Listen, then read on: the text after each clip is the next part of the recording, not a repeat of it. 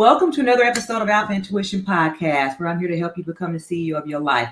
I am Keisha L. Blair, aka Keisha the Electrician. And if this is your first time watching, please make sure that you like, subscribe, and share this with somebody that you almost like. Now, Alpha Intuition family, it is season 4. I mean, I cannot believe it. We are actually here for season 4. And this season, it is called Crafting Careers That Build. And what I am here to do, I'm going to be highlighting women in the skilled trades, and they can tell us all about how they built their own table, just like myself, because I know that I'm not the only one out there, and we have several women out there. So today I have a very, very, very special guest for you guys.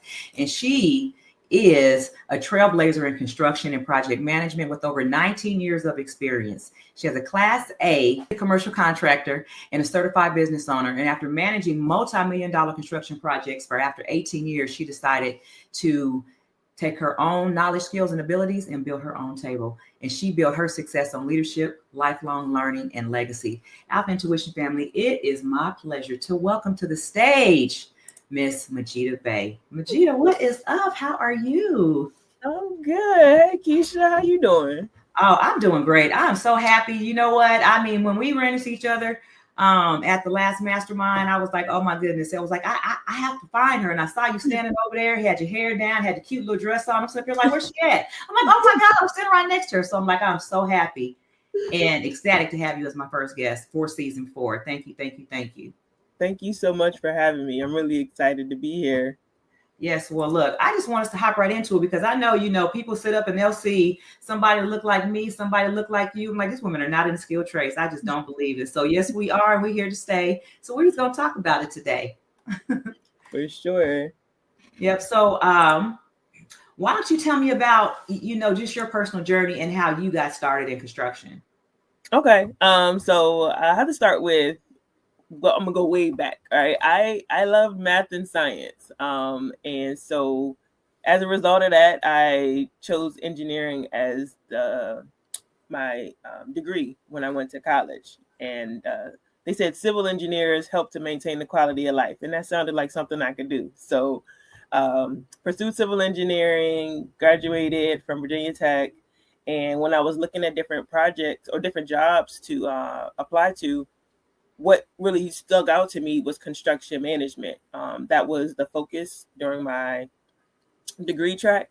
And so the ability to be like hands-on, be in the office and in the field, I like that flexibility. And so I applied to 2 companies coming out of college. One was the State Highway Administration of Maryland, and the second was the job that I actually got.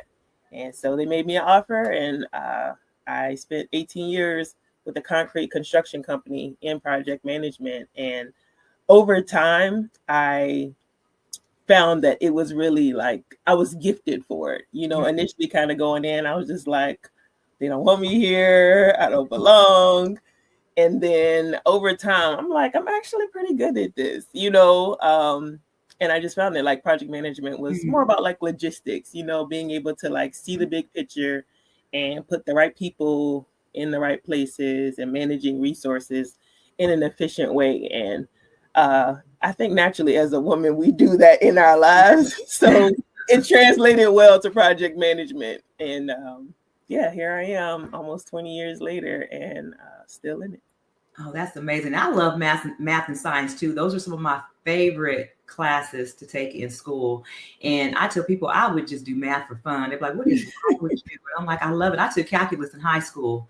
And I mean, I really, truly do love it. It's like one of my favorite things. Even now, I don't understand how like some people can't, compute certain things just without having a calculator or something like that. But, and then on what's that show?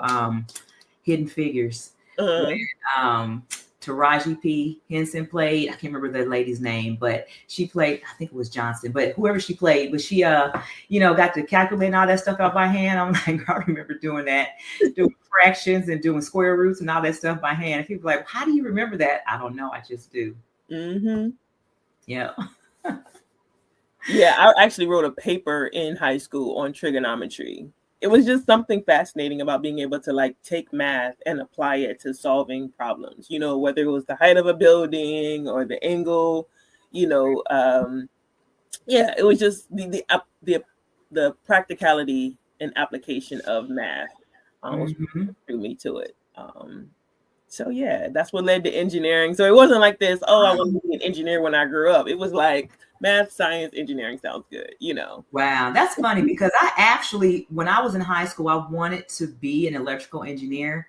Okay. And somewhere along the way, it's like I always tell people, so I had a dream of going to MIT, but my parents didn't have MIT money. So I ended up going to ITT. So it was like, I took that path because at ITT, it was more of a technology school. It was a technical school, which MIT has that too. But I know they have the engineering track where they had electrical engineering technology.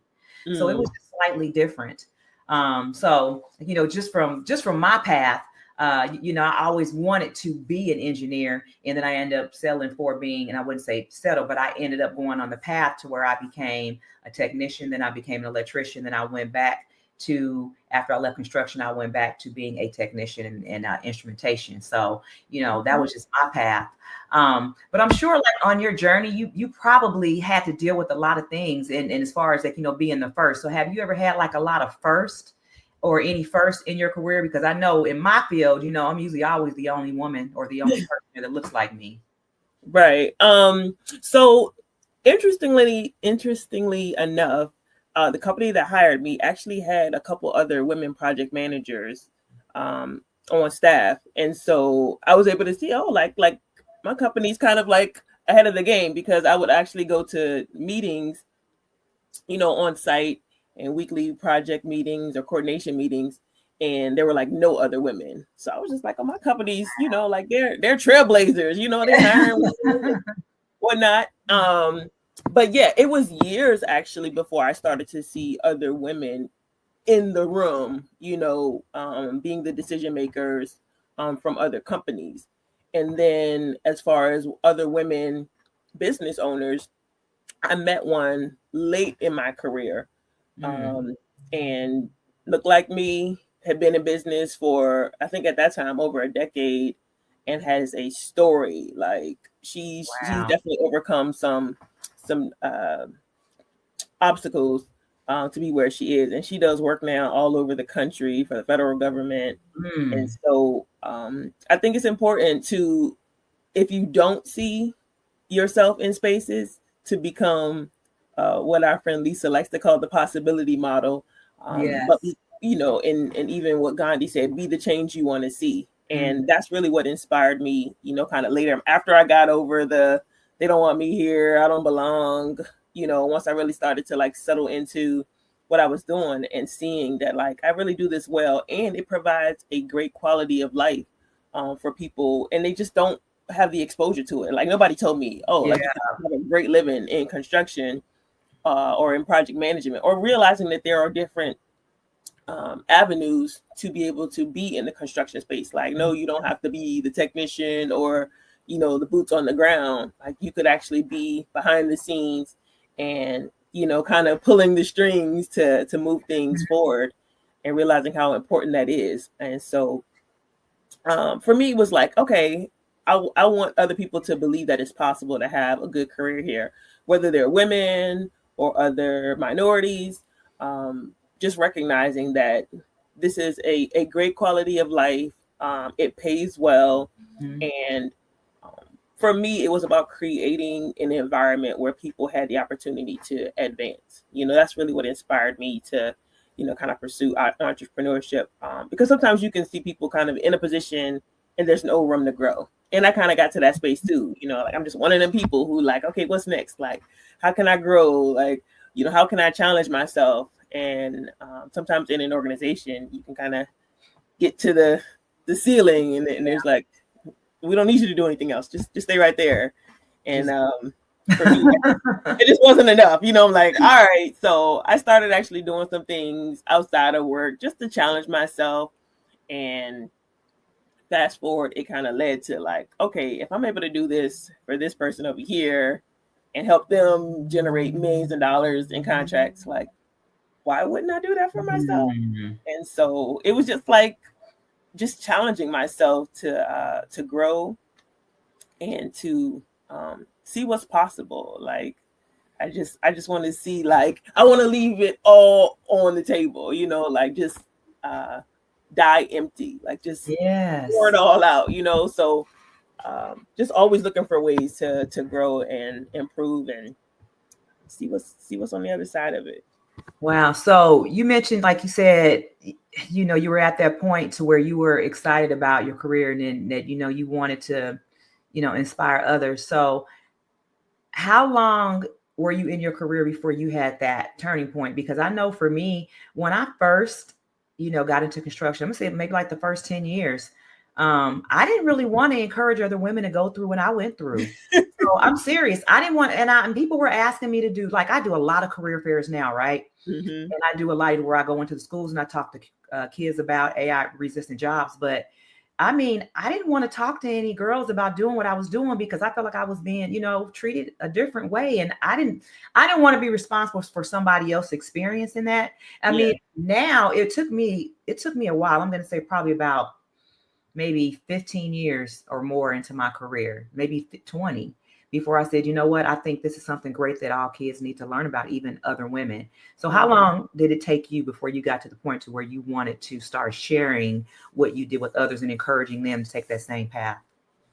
It was probably a decade before I convinced myself that I belonged here. Mm-hmm. And then between then and now, so like I said, I'm coming up on 20 years.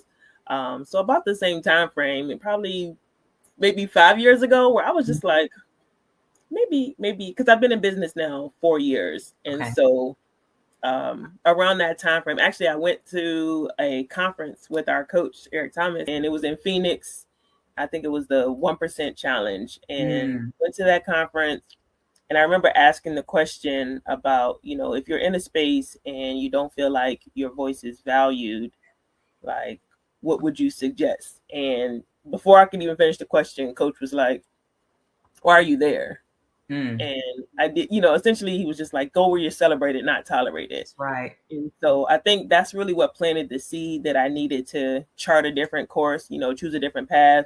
It's because you can sometimes get comfortable in a career, you're making good money, you're taking care of your family, but internally, you maybe aren't fulfilled. And so I think that was the catalyst that had me to start looking for different opportunities to be able to add value.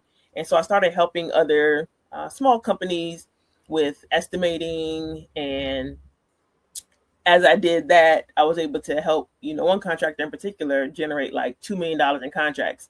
And then after getting the awarded the jobs, he came back and he's like, well, can you help me manage these? And I'm like, well, if I'm adding all the value, it only makes sense for me to have the license, I can sub out the people who, to the people who do the work. But that's kind of how I ended up, going to apply for my contractor's license. And but it probably started from there, where I was just like, okay, I feel like I have more to give, more to add. But I didn't feel like I was in the space where what I wanted to add was well received. And so I created that space for myself. Wow, that's beautiful. And you made me just think about one of the first times I went on a ride along what they called it with Next Level with Dr. Eric Thomas with ET. And he kind of, I had just left corporate, my position that was just eliminated. So I was fresh, and I just started to lose weight. I was starting to feel better. So, he asked me, what did I do? So I told him why I had just left. And he said, do you want to go back? And I'm like, no. I mean, I was overweight. My blood pressure was high. I was doing all these things. And he was like, good, because we need people like you, in his company. I was like, oh my God, that's so amazing. So, I had the opportunity to even work with him and work with his company to do certain things for a while after I was released from corporate. So just having those opportunities and placing yourselves in those positions to where we can talk to people like Dr. Eric Thomas, that's just amazing that he gave you that advice. And, I'm sure he may have experienced his own barriers that he had to break too along his journey, but I'm glad that he did, because it puts him in position to help people like us to get to where we want to be. Absolutely. Yeah. When we talk about his possibility model, I was drawn to his community and to him as a coach because he was essentially exemplifying the type of life I wanted to live. We're just there's alignment, between your spirituality, your personal life, your relationships, your career. You didn't have to give up one to have the other. You can have it all. And so, having children myself, it's just at some point, like somebody has to break the cycle. Somebody has to change the pattern. Mm-hmm.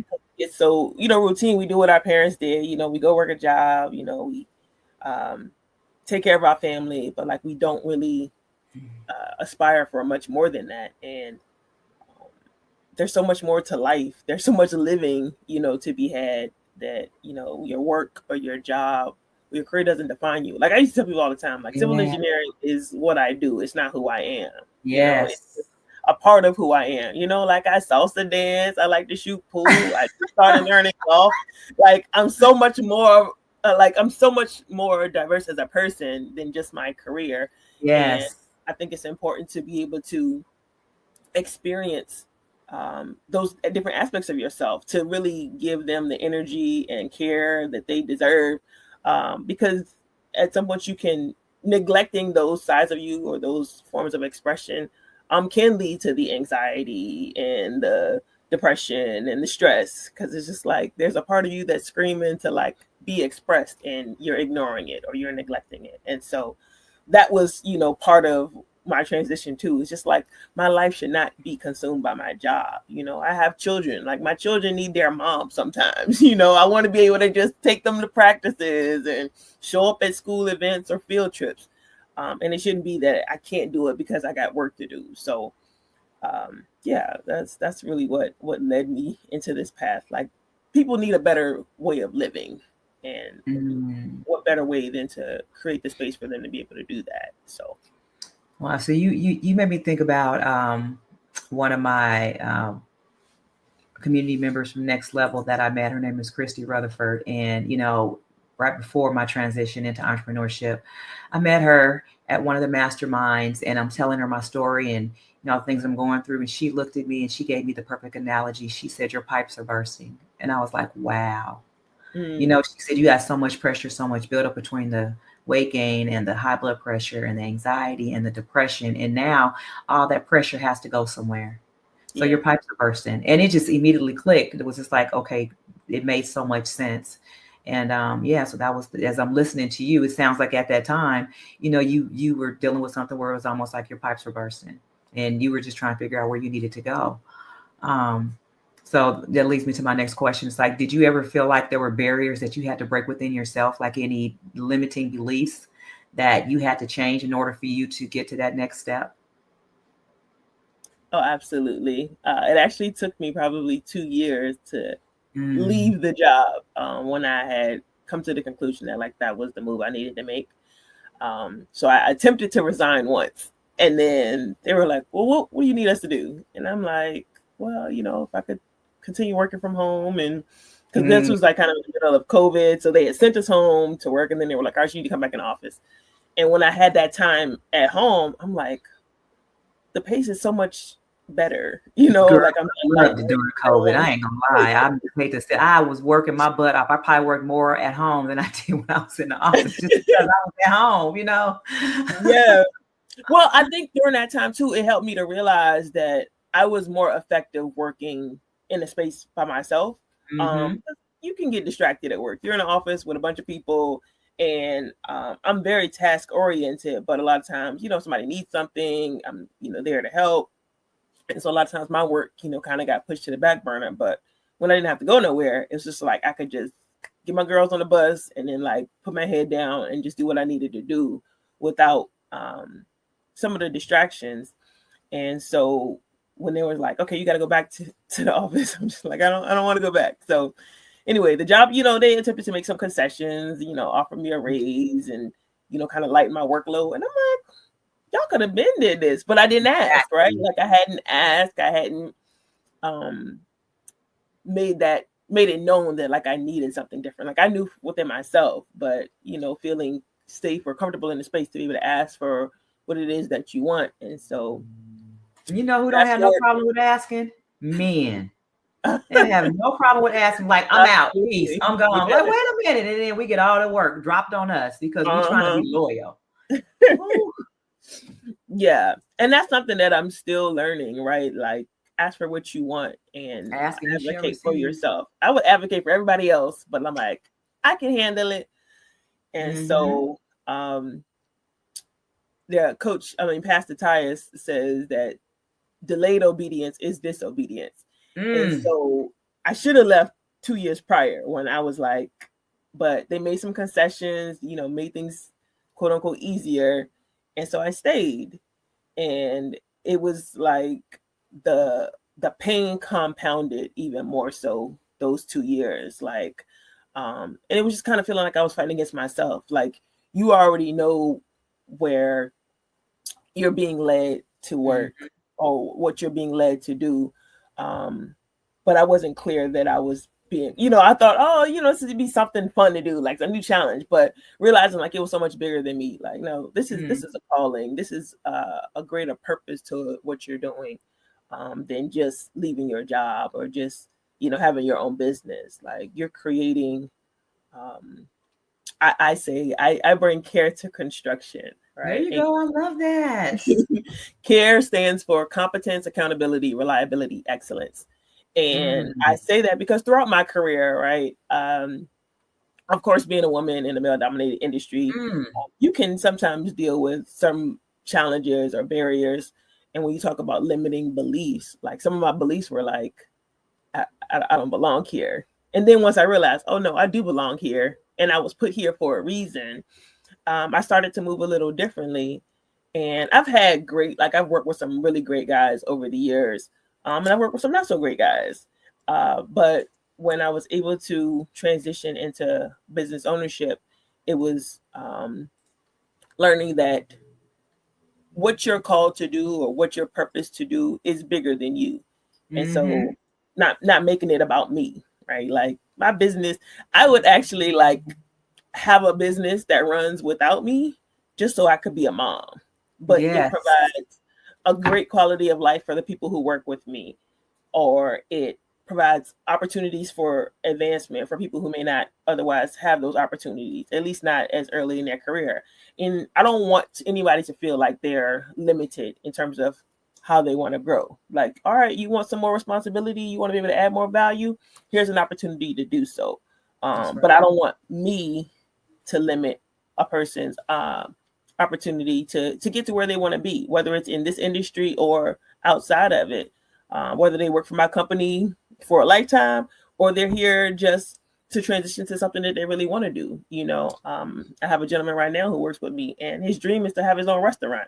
It has nothing to do with construction, right? Other than, if he wanted to build his own building. But the idea that, like, okay, if that's your dream, let this be a path to help you get there, whether it's you're able to generate the type of income that you can start putting the money aside to save, or being in a position of leadership to where you're developing the skills so that when you run your own business, you understand managing people, managing resources, because those are all things that you're learning where you're here right now. And so just making, like I said, bringing care to construction. Some people may still think that women don't belong in it, but like that care that we bring, just in terms of, our natural or nature, I think is something that the industry could really use, because it's stressful, it's demanding, you got to meet deadlines and schedules and stuff like that. And so to have somebody come in and be like, all right, guys, like, let's just come together. All right, let's work it out, and problem solve in a way where you're not screaming and cussing and fussing at each other. It's just like, okay, who's competent? All right, we got to be held accountable, right? Like, we need people to show up, and we need to operate with excellence, like holding people to a higher standard, and holding yourself to a standard to where, like, the people that work with me want to level up, like they want to raise the bar, because I'm setting them to a high standard. I'm calling them to a higher standard, because I'm asking that of myself. And I think that's important in any position of leadership. Like, don't ask your people to do anything that you're not willing to do. If you're not willing to get better, don't ask your people to get better. And so, yeah, that's some of the you say the barriers. One was me getting out of my own way, recognizing that, all right, this ain't by accident, right? And every next step brought me to where I am now.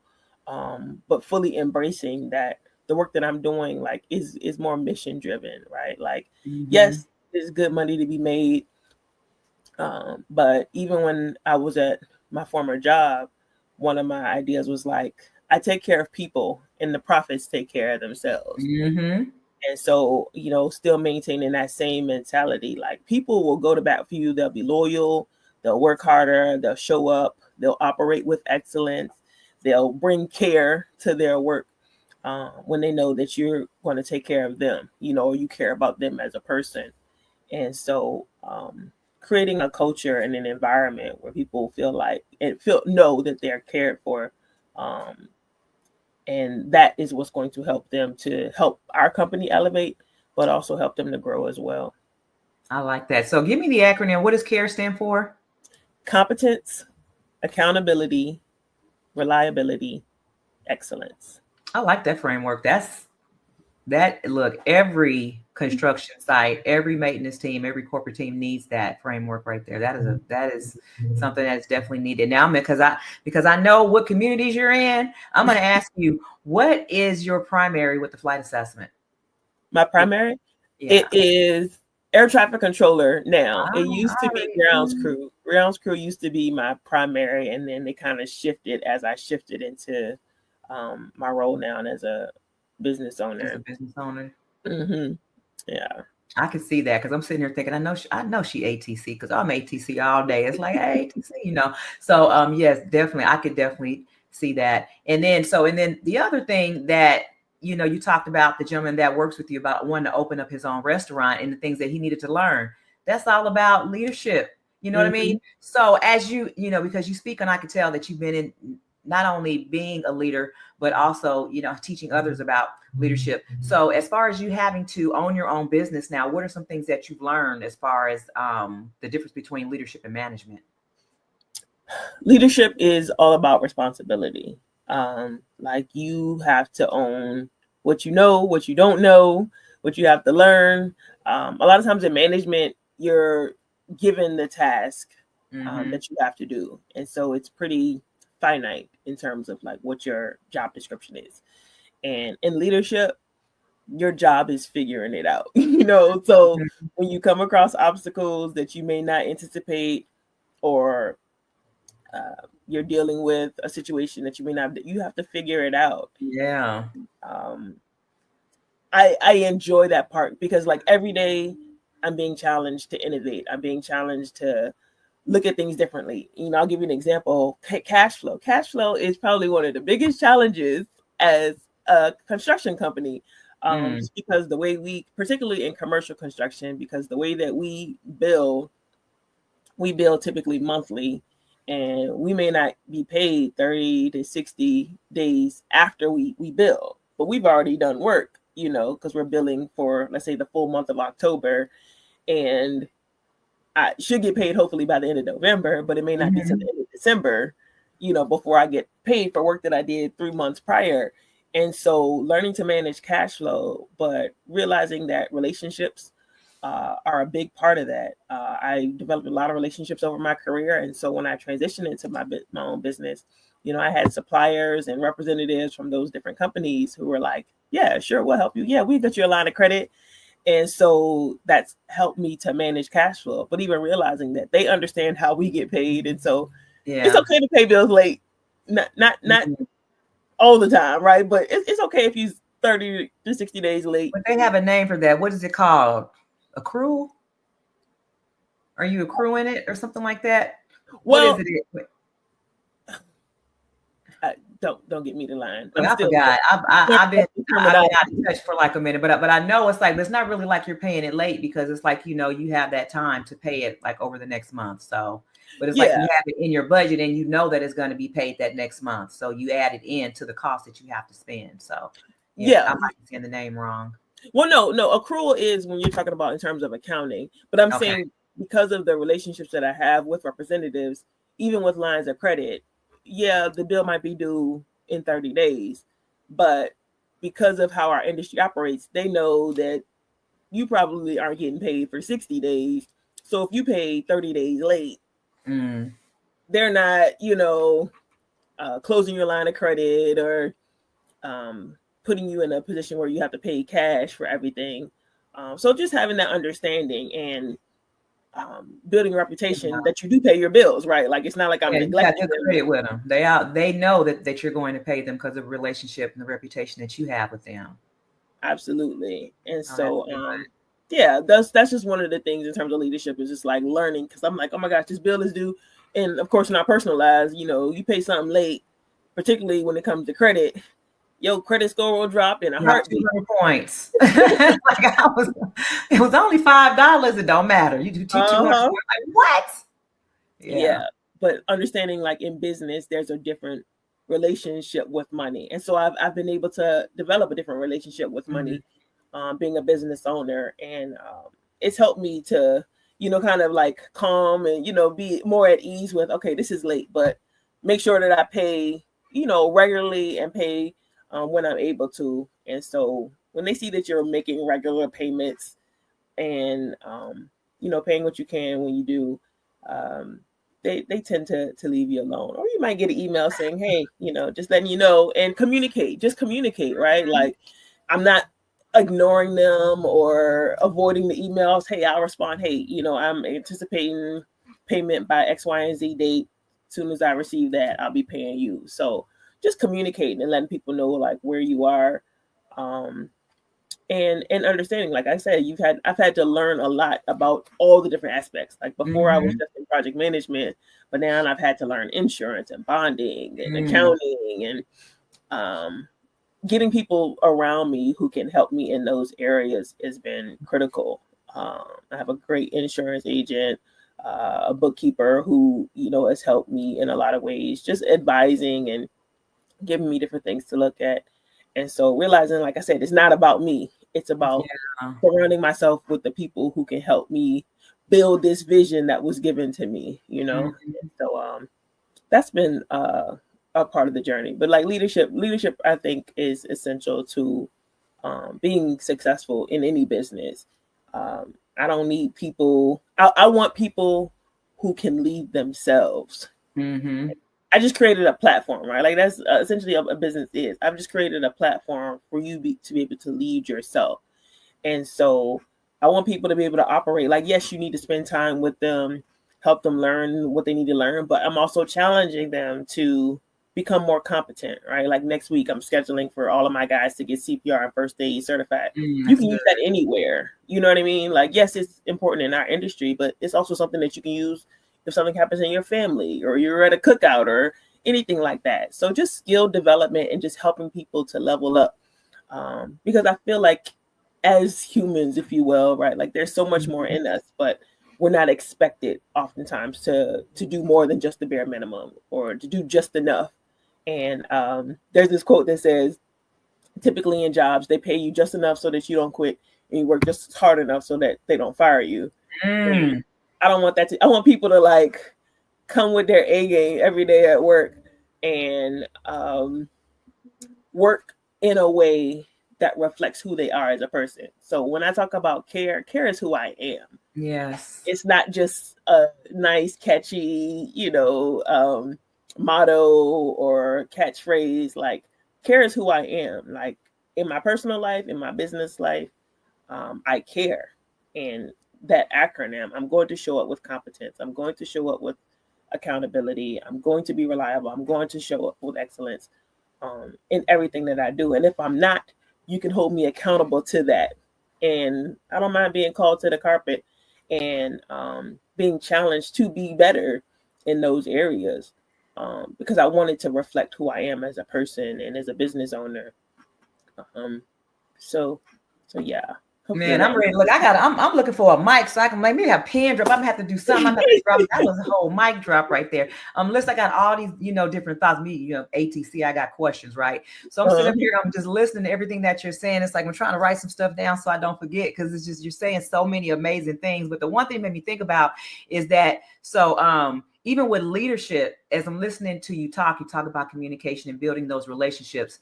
One thing for me, especially after I took the flight assessment, it actually helped me to want to, to see other people. And I wanted to, offer it to them, or wanted to be able to give it to them in some type of way, just so I could understand them in a different way, more so like I understood myself. Now, I don't know. Do you have you had an opportunity to use that within your business? Yes, I have actually. A couple different people that I've worked with. More recently, I actually gave it to the foreman that I hired, and I think I need him to retake it because like when you've been around the assessment for a while, you realize you can kind of pick up on people's natural abilities just from how they communicate and how they operate. And so he came back and like all of his scores were high. And I'm like, the devil is a lie, because I know right, like you might want to be this high of a pilot, but you ain't making decisions like that. yeah, it's not reflecting of what I'm actually observing. Just like one example where when it comes to conflict, particularly like interpersonal conflict, he oftentimes defers to me. And pilots, they built for this. They ready for the conflict. Can't wait for it. And I think adaptively he is right, like, and so, but recognizing like your natural is not to be confrontational or to deal with conflict. Like you'd rather somebody else handle that. And so I used it, to have him take it so that I have a better idea of like how to better communicate with him. But then I got the results and I'm like, all right, this is trash. So you can retake this. But I think it is important, right, to recognize the different qualities and characteristics. And it's actually, even before I left my job, I started sharing it with some of my coworkers, the idea that like, okay, if we could put the right people in the right position, because I saw time and time again where we had the wrong people in the wrong position, and it affects the morale, it affects productivity, like, because they're just not the right person for the position. Like, I don't need a flight attendant flying the plane. I need a pilot, so recognizing, okay, if they're a pilot and a flight attendant, fine, they can fly the plane and they can have a good experience doing it. But if I got a flight attendant flying the plane and me as an air traffic controller, who's taking care of the people? Right. Well, the flight attendant is taking care of the people. Well, I'm saying not if they fly in the plane. You know what I mean? So it's it was recognizing, right? Like, you might have, let's say, a superintendent who's a flight attendant. He cares about the people. He wants to make sure they have a good experience, but we're not getting the work done. Like production is, you're focused on, and I don't have a problem with that, right? We need both, but let's have let's put him with so if the superintendent is a flight attendant, I need a foreman who's a pilot. Because the foreman is going to push the crew while the superintendent takes care of the people. So realize that you need that balance. And so I think it's definitely important to put the right people in the right position. And so even as I'm hiring, like I just within the last month hired my own crew. I had been subcontracting out most of the work up until then.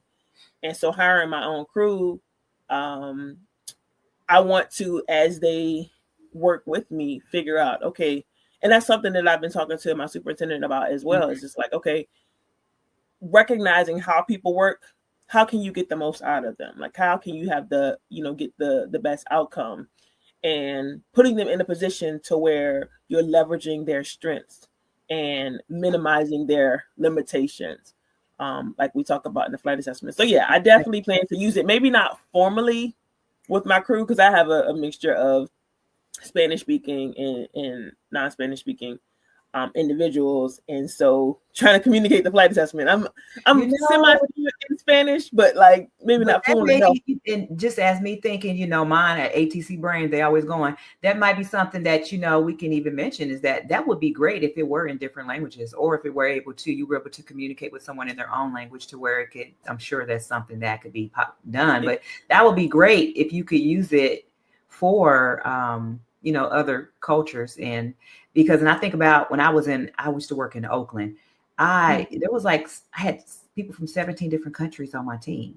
Oh, wow. A lot of them, some of them, it was a barrier to where they couldn't really understand. But what I did was I found most of them were Spanish speaking, but I had someone on my team who was fluent in English and Spanish, who was able to translate and able to communicate. So yeah, it needs to have that piece in there to where you can translate. That's interesting. I never really thought about it from that element, but everything there just shows right there that even when you think you have the perfect product, it can always be developed into something better. So I think that's an excellent idea. Just throwing it out there. But, even me being an extreme execution coach, so I see it now. So I try to, the more, and I still learn something new every time. I know we got a certification that's coming up November 1st and 2nd. And people ask me, why do I keep going back? Because every time I learn something different. It's like you're always learning, continuing to learn. So every class brings something new. It seems like it unlocks something different inside of me. But for businesses, I was just saying to a friend of mine who's a business owner, he was talking about hiring people and who he needed. And it was just like, I said, you know what you need to do to find those right people. And he was like, what? I said, you need to give them the flight assessment. And he was like, well, why? And I said, because it helps you to understand. I said, you want people that are good at sales. People that are good at sales, you want somebody who's charismatic, who's a people person, who wants to care for others and make sure that they're taken care of. I said, that's a flight attendant. But somebody can give you a resume all day long. What they put on paper gets them in the room. What they do in the room gets them the job.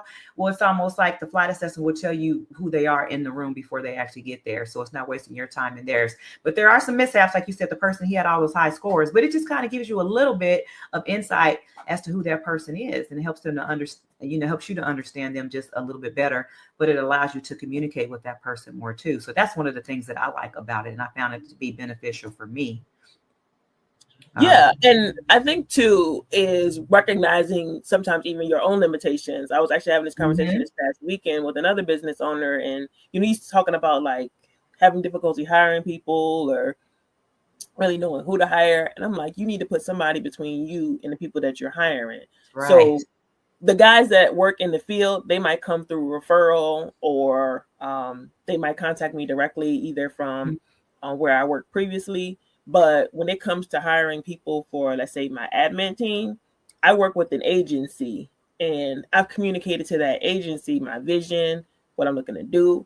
And so everybody that they bring to me matches, right, what I'm already looking for. They know the position that I'm looking for. They know the qualifications that they need. They know, it's more value alignment when there's bringing me a referral. Exactly. Versus me on Indeed or Monster trying to hire people. Like, that's not my gift, right? I am not HR. I am not the person. I'm going to hire people based on like, I like you versus does this person meet the need that I need them to fill? So sometimes it's recognizing your own limitations and realizing like, okay, I need somebody between me and the people I'm hiring. One, for accountability, which goes back to the values, but two, because I may not be in the best position, right? If I'm desperate for somebody, I might just hire the first person that shows up because I need them. Whereas I communicated months ago before I had the need. And so this agency has been over here, vetting people, and they find somebody, they'll send me their information and be like, or we'll set up a lunch and they'll say, hey, I got somebody for you, take a look at her resume or his resume. And it makes my job so much easier because it's like when I need that gap filled or I need that position filled, I can just make a phone call like, hey, I'm ready to bring X, Y, and Z on board because they've already done the work for me, which frees me up. Yes. And that's one of the biggest things as a business owner is like, you can't do everything. Like and that was something that I even experienced this past summer, was just that I was doing so much of everything that like if efficiency dropped, we lost money we shouldn't have lost. Because I was just being pulled in too many different directions and I couldn't have oversight over everything that was happening at any given time. So that's what led to me hiring the foreman. I need somebody who could oversee the work in the field so that I can manage the back office and admin work and then I hired a bookkeeper this past summer. And so now she's managing, reconciling bank accounts, like certain things you just don't need to do. Like, yes, you can know how to do it. But if that's not your area of expertise and it takes you longer to do it or it takes time away from you seeing the big picture and keeping your mind clear so that you can make more strategic decisions, then it's better. I'd rather hire 10 people than do 10 jobs. Like, that's just where I'm at right now. And if that means that I have to pay myself less so I can hire those people, it's worth it so that I can maintain the clarity that I need, the focus that I need to keep moving things forward. So yeah, that's been one of the biggest lessons this past year, was just like, just hire. It's either a person like Mustafa always says, it's either a person or a process. And so this year has been putting the right people in place and implementing certain processes to free me up from having to do all the things and make all the decisions. Like, no, I don't have to make the decision because the process makes the decision. All right. And it was back to being the air traffic controller, is recognizing, okay, this is what happened. That's not the outcome we wanted. What do we need to tweak? What do we need to change in order to get the outcome that we desire? So I need to change the process, or I need to put the process in writing so that it can be duplicated. I need to make sure that everybody goes through the same training or the same process when they're brought on board, so that they understand that, like, I want the people that work for me to like know what our core values are. Mm-hmm. And when they get evaluated, like I did a 90-day evaluation with my superintendent, and that's what I went over. Are you reflecting competence, accountability, reliability, excellence? Like, that needs to be at the forefront. Yes. Everybody needs to reflect the values, or you don't need to work with me. Like, it's that simple. If our values aren't aligned, we're just not a good fit to work together. Because that, more than anything, whether it's business relationship or personal, value alignment is really going to tell the tale about whether or not you're going to be able to succeed long term. So yeah, just wanted to do something. I love it. Value alignment, core competencies, and these are just the different things that you have for your company. So as I put on across the bottom here, building your own table. These are all of the tools that you need to build your own table. And then you even said that, okay, I know what I'm not good at. So if I don't like to paint, I'm not going to sit up here and try to paint this table once I build. I'm going to hire me a painter, because all I'm going to do is jack it up. I'm going to have to pay somebody to fix the things that I shouldn't have tried to do myself anyway, because I knew that I was not gifted in that area.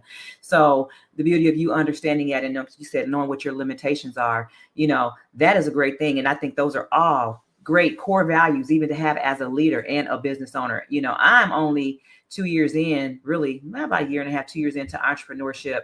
And I'm just finding to understand that, to where it's like, you know what, why am I spending time trying to cut my grass outside when I can go get a landscaper and spend time on building my business up? Mm-hmm. I'm just wasting time. That's an energy draining activity. It's not generating any type of revenue. Why am I out here doing this? So I had to realize those things, because I thought I was saving money, but am I really? Because in our industry, it's almost like in entrepreneurship, time is money. Mm-hmm. So if I'm spending time doing this, that means I'm losing money somewhere else. Yep. Absolutely. Mm-hmm. Time is your most valuable asset when it comes to building wealth.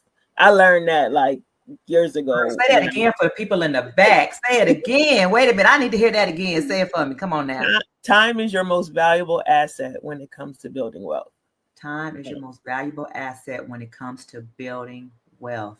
Yes. I love it. And I actually learned that through an organization I was a part of in financial services. The idea that, like, all right, you can always make more money, but you never get time back, right? That's right. And so how you utilize your time, if you're the person generating the multi-million-dollar deals, why are you doing the $100 an hour activity? Like, you need to be doing the $1,000, $10,000 an hour activities, not the $20, $30 an hour activities. And so it's recognizing like where I add the most value. If I can get a job that's worth hundreds of thousands of dollars, why am I doing something that I could pay somebody $20, $25 an hour to do? That's right. And so my time is more valuable. It's better spent doing the activities over here that's generating hundreds of thousands or millions of dollars versus the activity that's, necessary, but it's and I don't want it to seem like it's not as it's meaningful, it's important, but the person that does that every day, that's where they're able to add value to me more so than me doing that activity. So if they like to do it, girl, I know, trust me, my landscaper loves to cut grass. He's the grass whisperer. So it's like, go right ahead and do it, because I don't like being out there. I really don't, love it. So you have people that we may think that's a menial task, and people just love to do it all day long. That's where they thrive at. And most of the time, going back to the flight assistants, those people maybe like grounds crew. They're in that area to where they love to do it, and they'll be there for 20, 30 years. And we're looking like, oh, I can never do that. Well, let them do it, because they really enjoy it. Absolutely. And we don't have to, like, it doesn't make them any less or you any better. None whatsoever. yeah, it's just what we're purposed to do, right? Like I think it was Martin Luther King that said, if you're going to be a street sweeper, be the best street The sweeper, best street or sweeper you can be. like just be, and that's really where care from, like that the care acronym comes from, is that recognizing that a lot of people are in positions, whether it's construction or education or politics, whatever the case may be, they're doing work that they don't care about. Yeah. It impacts everybody that you work with, your coworkers, the people that you're supposed to serve. And so if we would just do work that you care about, right? Like I care about personal development. So that gets implemented into the work that I do in construction. I care about people. And so that's shown through how I care for the people that work with me. And so it's not independent of, okay, I'm just doing this to make a paycheck. Like you can make, like you said, the you difference. can make more People money. show up. Yeah, Absolutely. And when you get money as the issue out of the way, or you're not motivated per se solely by money, like, yes, we all need to take care of our families and we want to live a good quality of life. But if that's your, and I'm going to use the term, if that's your God, if you worship in money to the point where you're going to hurt people, then you need to shift the way that you're looking at things. And so realizing I'm making less money now as a business owner than when I was on my job, but I'm so much happier. Like my life is so much more fulfilling because I'm able to do things that I wasn't able to do while I was working on the job. I'm able to invest time with my children that I didn't have before, and make the things that are a priority to me, put them at the forefront versus at the back burner. That's right. So when you talk about building your own table, like it to me is about you being clear. And I think that's something that a lot of people just don't have the knowledge, or they're not being challenged to even think about. Like, what is it that you want? Having clarity about the life that you want to live, not the one that was subscribed to you, not the one that you're expected to live. Like, what is it that you really want? And that's something that I'm trying to teach my girls. Like, you need to know yourself, know what you want, and embrace and honor that above anything else, right? Like you shouldn't be working a job for money. You shouldn't be doing work that you don't care about. You need to be aligned with who you are and who you were created to be, and pursue that more than anything else. Yeah. I know I used to tell my children, I have 4 children. My oldest is 30. My daughter's 28, working on her PhD. My son makes music at, he's 20. I don't even know. He's 26. He just had a birthday. That's like 26. And my youngest is 18, just started college. So, my oldest, he's in the military. So he'll be 31 in December. So between 30 and 18, there was a difference because there was a 7-year span between number 3 and number 4. And, the first 3 was like, I was pushing them to go to school, try to push them to do all these things. And the 4th one is like, I want you to follow your dreams, because it's not always about like, going to college and doing these different things, but you have to do something to fund your dream, but you still need to follow your dream. So even though I have a friend right now, I tell her you use it, and she has work and has a company. So I say your job that you go to every day, that's really your part-time job. Your company is your full-time job. So you're using that company to fuel and benefit, or to fuel your business, because that's where you really want to be, right? So sometimes we have to have that mindset. But you said something earlier that made me think about, I think it was in Rich Dad Poor Dad, where it says a paycheck is what they give you to give up on your dream. And it's like, when I read that for the first time, like, wow, that was powerful. Like, yeah, because what do I really want to work for a paycheck and not really be fulfilled in the things that I'm doing every day? And now, I make less than what I was making in corporate. I don't know how long that's going to last, but I know that internally I'm more fulfilled. I'm doing the things that I love. I'm meeting the people that I've always wanted to meet, and spend time with people who are like-minded and enjoying life more. So it's like, what is it that, when you talk about time, me spending time on the things that I really love. So I really feel like I'm wealthy inside, more so than when I was making that money with a corporate company. Yeah. And I'm in a position to design my life, like it's my life, but we give up 30, 40, 50 years of our life to a job or to a career. And nothing against anybody who loves what you're doing.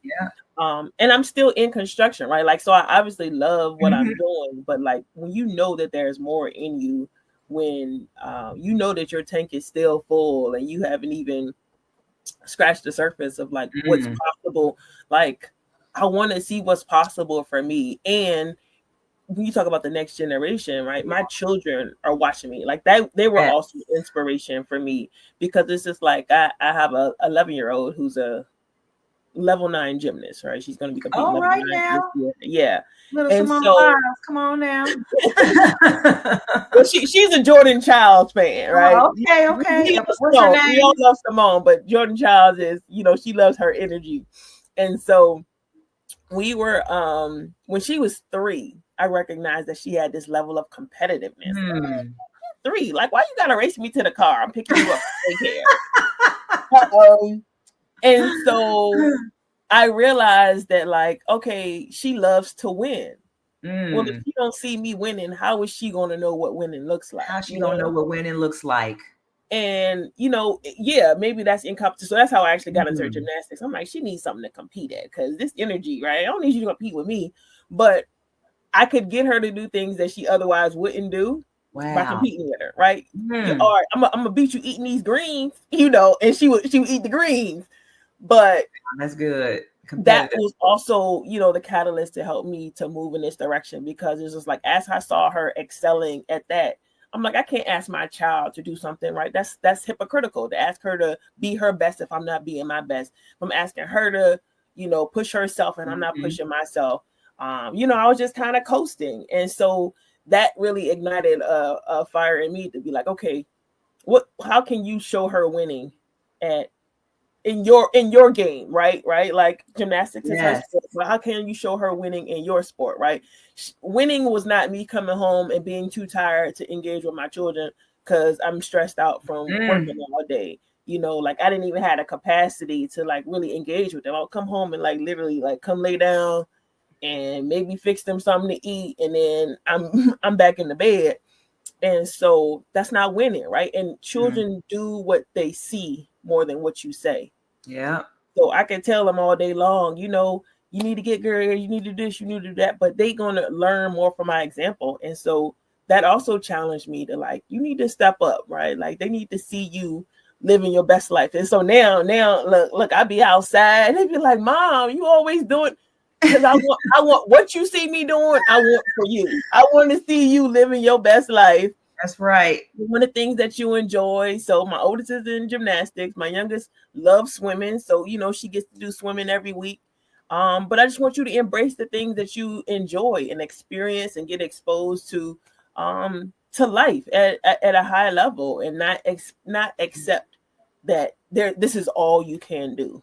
That's right. Right. And if money is the limiting factor, like, that's a small thing to a giant. We'll figure the money part out. That's if that's right. what you want, how can we allow you to do what you want? Look, gymnastics is expensive, but I promise you, if whatever she needs to be able to pursue that in the way that she wants to, I'm going to make happen. If that means I got to work a part-time job while I'm building the business, because it's worth it, right? It's worth it to see her be able to realize what's possible for her now, right? Not when she's 40, like me. Like, at 11 years old, she gets to see what's possible, and then that sets the tone for the rest of her life. Like, I'm never going to settle or accept anything less than what I have the capability of doing.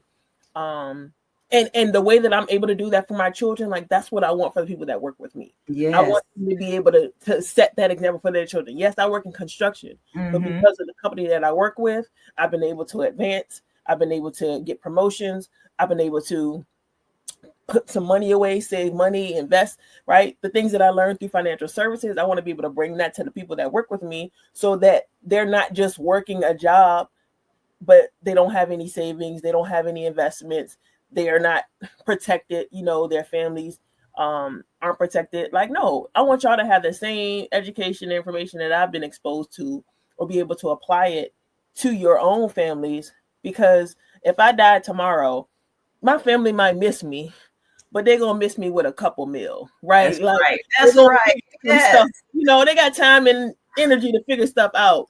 They're not grieving over, or they're not setting up a GoFundMe to take care of final expenses, right? Like, it's the things like that that really give you a different sense of peace of mind in your life. And so when somebody's going to work every day, something could happen on the way to work. I don't want somebody to show up on my job or not show up on my job one day because they were in an accident, and now their families don't have a source of income, or they're trying to figure, you know, like I don't want that, because I was in a position, or I've been exposed to information that put me in a position to be able to position myself in a way to where my family doesn't have to worry. And that's what I want to be able to offer to other people, right? Like, just take care. It was what they want to do, but who's teaching them? Who's providing that access? So, you know, next week it might be CPR and first aid, and then next month we might be doing financial literacy, or, you know, having somebody come in to talk about ways to protect their families. But yeah, it's relevant. I love it. Yep. So let me ask you this question. So what advice would you give to the next generation, especially women who say, okay, I'm thinking about going into construction, I'm thinking about going into project management? What advice would you give them? Let's say you got somebody that's 18 years old, fresh out of high school. I would tell them to find a coach, right? Find a mentor initially. Because I think for me, had I had that earlier in my career, I may have been further along. So yeah, definitely find a mentor, find a coach, find somebody that you can connect with, and then learn all you can learn. Don't worry about where you start. Like, I just a couple weeks ago was on a job site, and two young ladies who looked like me were flaggers for a company. And, you know, they see me, and, you know, you don't know who's who, right? But they see me on the job site, and when I told them like who I was, I'm like, yeah, I'm actually, you know, the owner of the company that did the concrete. Right? We did the sidewalks over here and such. And they were like, just to see them light up. And so they, obviously younger than me, but seeing that there's a possibility for me, because if she could do it, why not me? So for the next generation, one, find a mentor sooner rather than later. Like, find people that you can connect with, build relationships, because that is everything in this industry. And then be a student of the industry, right? Don't just go there for a paycheck. Don't just go there and do your job. Like, learn every aspect of the work, right? Like, I don't know everything about everything, but I know enough about everything to be able to learn what I need to learn, or talk to right? I don't know everything about insurance. That's why I got an insurance agent. I don't know everything about safety, but I have access to resources that can provide that. And so just put yourself in a position to where you're always learning. Like, be a student and find ways to grow, find ways to add value, but definitely find a mentor, because I've actually a longtime family friend referred me to this young man who working in the industry, just started or whatever. And so we connect from time to time, and I just, you know, have him visit me or come to the job sites and tell him what I'm doing. And that's what I've been pouring into him. Like, you know, learn all you can learn where you are, and take everything that you're learning. And if you want to take that and pursue something for yourself, you'll have the tools to be able to do so. But yeah, you find people that you can connect with and build relationships, because that's honestly what has allowed me to do what I've been able to do over the last 4 years of business, is the relationships that I built over almost 20 years. Yeah. And it's like you said about, you know, just the young ladies that saw you on the job site. You never know how your presence can impact somebody else. Absolutely. You know, so as far as showing up and operating that spirit of excellence, like you said, it's like they'll see you. You have no idea, you know, how just that one moment of them seeing someone of your stature there, how it can impact them for years to come. So that's just, I mean, I see you. You know, I listen to you. I see how you move, and I am thoroughly impressed. It's like, I'm so glad I had the opportunity just to even get to know you like I have, and just being in the masterminds and all the programs that we're in. And before I forget, I do want to give a shout out to all the people that we've been talking about. In case y'all don't know, we are talking about Dr. Eric Thomas, ET, the hip hop preacher, #1 motivational speaker in the world. And we are both in his Inner Circle UOU mastermind program. So, you know, all the names that we've been sitting here dropping, they know who they are. We know who they are. But if you guys want to get to know them, y'all need to get in the mastermind programs too. So anyway, that's my little plug right there. But then, so I I want to ask you about AI resistant jobs. So as far as like, when you think about all of the jobs and they're talking about AI taking over stuff. So project management, what are some of the things that people can do to make sure that they stay ahead of the game or use AI for a tool as opposed to thinking that it's going to take his job over? AI can do a lot of things, but I don't know if critical thinking is necessarily one of them. I'm not a, what is it, a AI guru or anything like that, right? Like I use Chat GPT and, I use that to help me do things faster, right? Like building standard operating procedures or put together templates and stuff like that, right? Like I think it's a useful tool.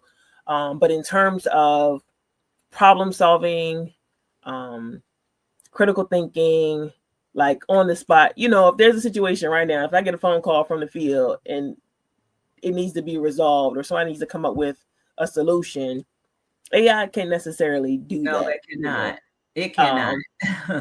It can, maybe I can ask the question and they can offer a suggestion, but you can't replace human to human connection or human to human collaboration.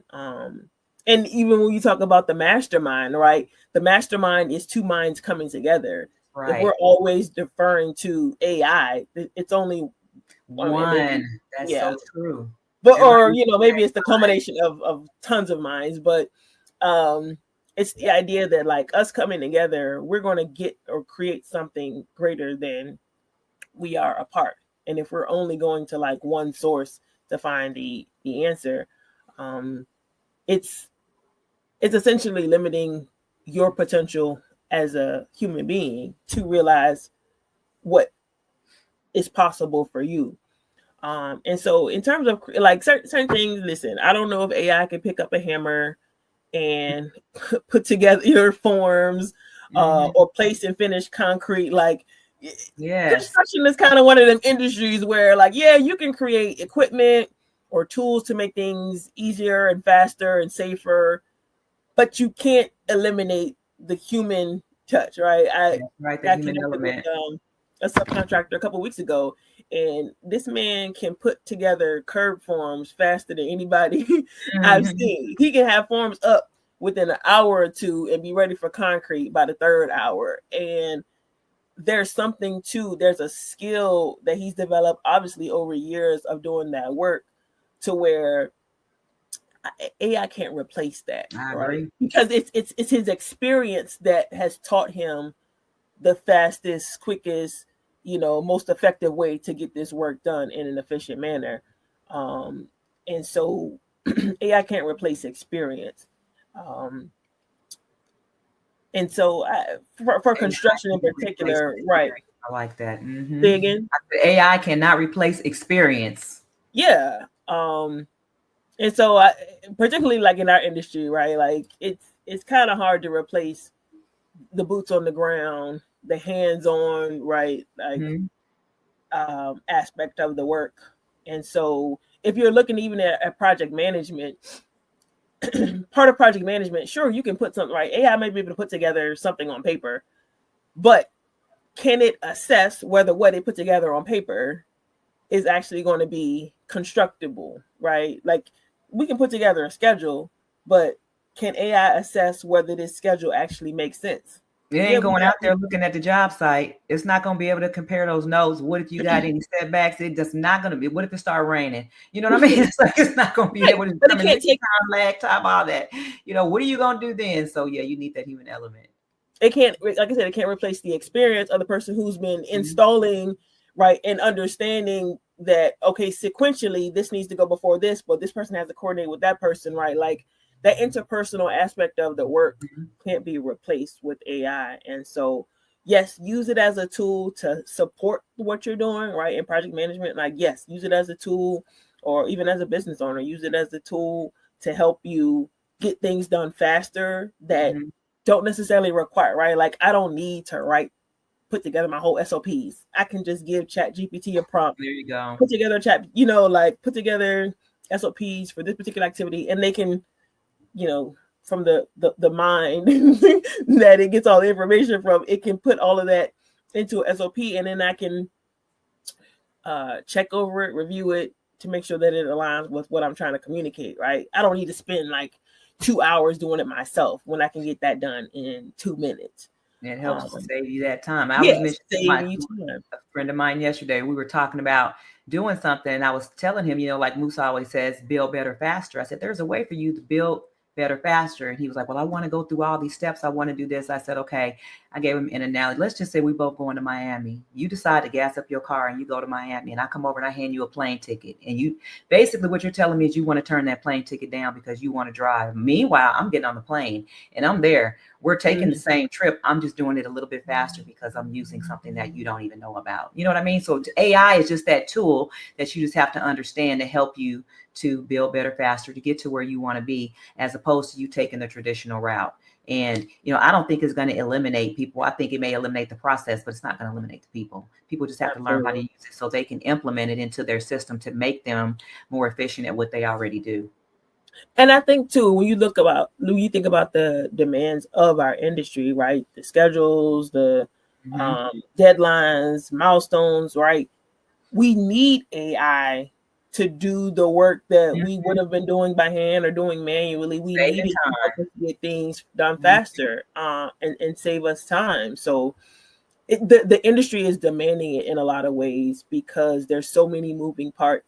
And so if we can condense, this early part of the process or early part of the job, then that'll give us more time to actually get the work itself done. By using those technological tools. So I'm not worried about AI taking my job. I'm not either. Look, and then we already know, just being in the industries to where you mentor and you talk, AI can't do that. AI cannot do that. You can't motivate people. You might be able to give me something I could read, but you can't motivate, and you can't transform. You can and inspire. Yes, you can suggest. But that's about it. It takes that human element to actually, like you mentioned about your daughters, they need to see somebody doing it. You see somebody who's actually somebody like you, to where it's okay, I can use them as my example so I can get it done. Absolutely. Yeah. So Miss Majeeda, what is next? And every time I see your name, I just want to say, hey baby, hey baby, hey.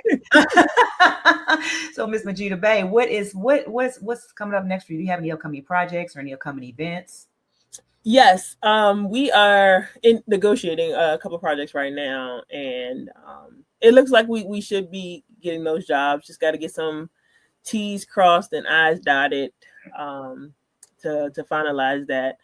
And then events. I'll be attending like a couple events over the next couple months. One is the Black Brand, which is a chamber of commerce out of Norfolk or Hampton Roads area. They're doing an event next month. It's their 10-year anniversary. And so they're hosting like a gala as well as informational sessions over a few days. So I'll be attending that. Okay. As well as in December, there's an event here locally where it's like who's who of Richmond. And they're going to... Are you in the DMV? Yeah, I'm in Richmond, Virginia. Yep. I heard you mention Maryland at first. Okay, and I didn't even ask you. I know there's some good folks out there. I know a lot of people in the DMV. That might be my next stop. I know I'm in Atlanta all the time, but I'm in over there in y'all neck of the woods too. Yeah, it's a straight flight from Atlanta. Just hour and a half. You here? Not bad. It's where my sister Bridget lives. She's in Maryland. Okay. Nice.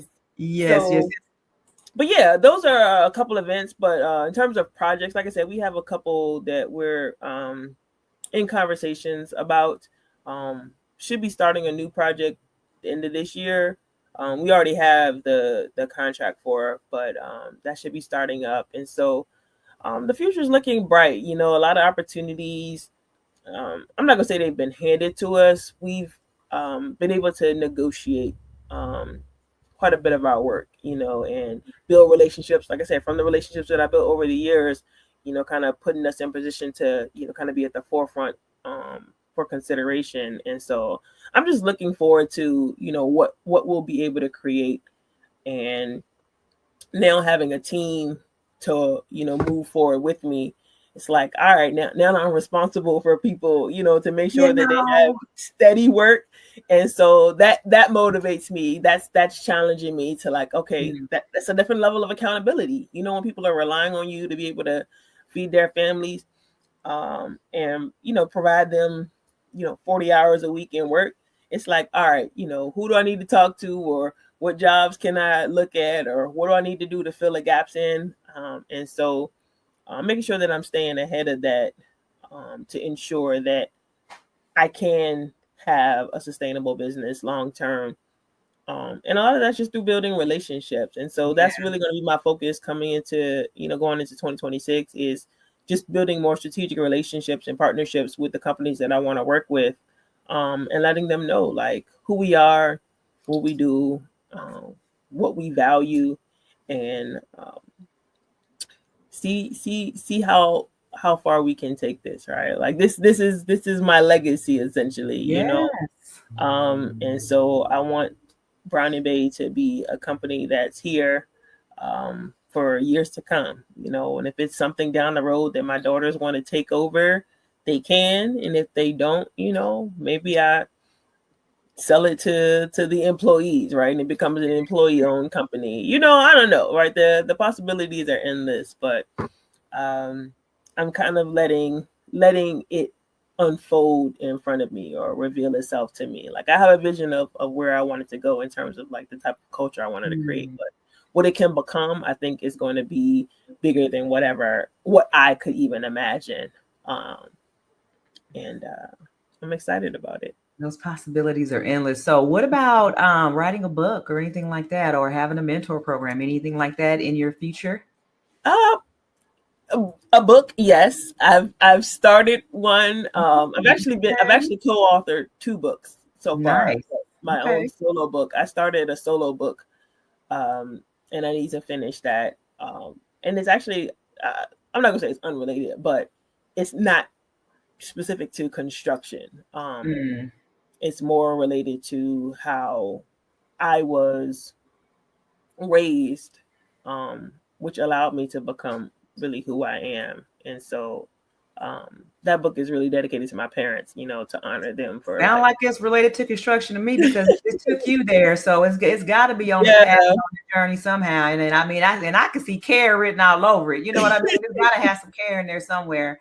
And for sure. because you wouldn't be the person that you are, like you said, dedicated to your parents without the foundation that they laid for you, and you wouldn't been able to build the things that you've built, without that foundation. So I think it's all related to construction, honestly. But I mean, that's just me. Yeah. So I joke, right? Because I specialize in concrete, and I'm like, it's all related because See that everything is, foundation? You know what I it's mean? the foundation, right? But the foundation for who I am, obviously, right, that came from my parents. The foundation Mhm. for a building is concrete. And even when I was speaking earlier about like financial literacy, right, like I've learned the foundation to a financial plan is proper protection. And so, Yeah. like everything that I've done or the things that I do, like they are fundamental or foundational in nature. And that can kind of tie into the grounds crew. Like that's what grounds me, is like that Mm. foundation. Um, What and I'm and hearing is that you got about 5, 6, 7, 8 chapters just as we've been talking for this last hour and a half. Okay. We got a whole book right here. yeah, we'll have to write another one about the construction journey, but yeah, we're gonna first we got to finish this book to dedicate to the parents, and I love it. I then we'll understand. look I at the next understand. one. Look, I want to tell you, Majeeda, look, and I forgot about the time. Like, girl, we've been on here forever. I really, really, truly appreciate this conversation. I'm definitely going to have you back. When you get that first book cranked out, you're going to have to come back so we can talk about it. But before we go, I want you to go ahead and tell the Alpha Intuition family where they can find you online.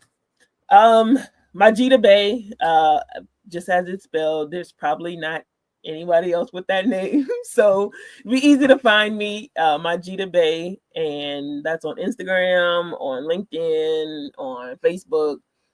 Um, and then the company you can find on Facebook and Instagram, Brown Bey LLC.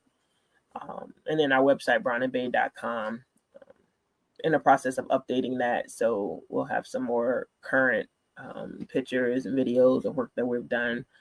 But yeah, Majeeda Bey on all platforms. And look, and I forgot to ask you, so you do work in the DMV, but do you do work across the country, or is it just centralized in? Currently just in Virginia. Yeah, Okay. Currently we're just working in Virginia, and who knows, that the future of Brown Bey is uncharted. So that's right. If y'all need some construction done, you need some foundations laid out there in the DMV or in Virginia, y'all better go to brownandbay.com. Okay. This girl right here she's real. She's doing it. She dropped all these gems out here. I'm looking for one of them little Crown Royal bags. I can put all these gems in. You to drop it.